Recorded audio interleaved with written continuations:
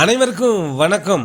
இந்த பதிவில் நம்ம பார்க்க போகிற படம் மகா அவதார் நரசிம்மா படம் எப்படி இருக்குன்னு பார்ப்போம். 2025 அனிமேஷன் புராண கதையாக தமிழ் டப்பிங்கில் வெளிவந்திருக்கிற மகா அவதார் நரசிம்மா இந்த படம் 1967 ஒரு தெலுங்கு படமாக வெளிவந்த பக்த பிரகலதா அந்த படத்தோட கதை தான். கேபிள் டிவிலேருந்து டிவி சேனலுக்கு வர மேடை நாடகங்கள் வரைக்கும் அடித்து துவைச்ச அதே கதை தான் டிவி தொடராகவும் வந்திருக்கு. திருவிழாக்களில் மேடை நாடகமாகவும் பல முறை பல தடவை நம்ம நினைவில் இருக்கிற மகாவிஷ்ணுவோட அவதாரம் நரசிம்மா. தூணிலும் இருப்பான் துரும்பிலும் இருப்பான் இறைவன். அந்த டயலாக் தெரியாதவங்களும் இருக்க மாட்டீங்க. அந்த கதையை இந்த காலகட்டத்துக்கு தகுந்த மாதிரி இவங்க எப்படி படமாக்கி இருக்காங்கன்னு பார்ப்போம். ராமாயணம் மகாபாரதத்துக்கு இணையான ஒரு கதை தான் இந்த படத்தோட கதையை பற்றி லைட்டாக சொல்கிறேன்.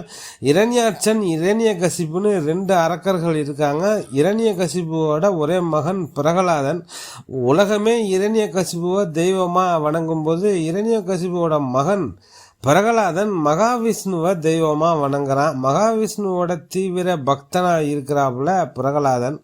மகன் மேலே அன்பாகவும் பிரியமாகவும் இருக்கார் இரண்யகசிப்பு. இந்த நிலையில் மகன் மகாவிஷ்ணுவோட பக்தன்னா எப்படி, ஏன்பா என்னத்தான் வணங்கணும்னு ஊருக்கே சொல்லிகிட்டு இருக்க, நீ என்னன்னா மகாவிஷ்ணு தான் இறைவன் சொல்கிற, மாற்றிக்க திருந்திட்டுன்னு எவ்வளோ சொல்லியும் பிரகலாதன் கேட்க மாட்டேங்கிறான். பிரகலாதனுக்கு மரண தண்டனை விதிக்கிறார் தந்தையான இரண்யகசிப்பு. தண்டனையை எந்த வகையில் நிறைவேற்றினாலும் பிரகலாதன் மீண்டு வந்துடுறான். நெருப்பில் போட்டாலும் கடலில் போட்டாலும் எப்படி தண்டனை கொடுத்தாலும் மகாவிஷ்ணு பிரகலாதனை காப்பாற்றிட்டே இருக்கார்.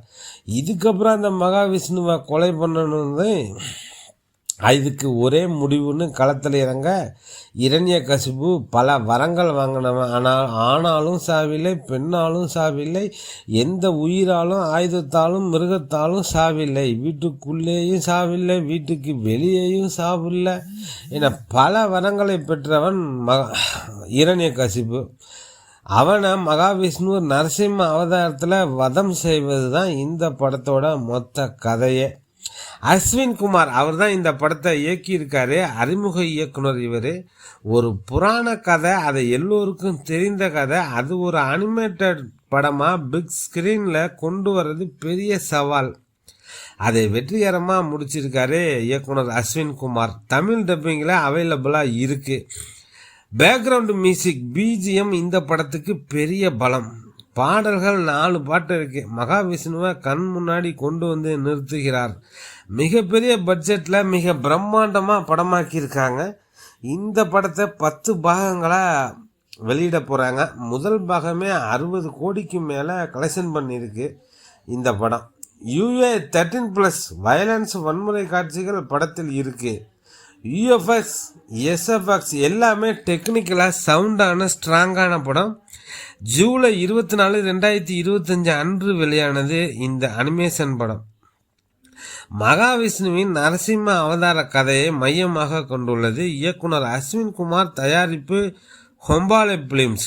KGF சலார் படங்களை தயாரித்த நிறுவனம் தான் ஹொம்பாலே பிலிம்ஸ். பக்த பிரகலாதன் புராண கதையை தான் அனிமேஷன் வடிவில் டெக்னிக்கலாக படம் காட்சிக்கு காட்சி கண்களுக்கு விருந்து தான். அந்த அளவுக்கு நேர்த்தியாக அனிமேஷன் வடிவில் கொடுத்திருக்கார் இயக்குனர். படம் முழுக்க பின்னணி இசையில் ராஜாங்கம் நடத்தியிருக்கார் சாம் CS. பாடல் வரிகளும் ரசிக்கும்படியாக உள்ளன.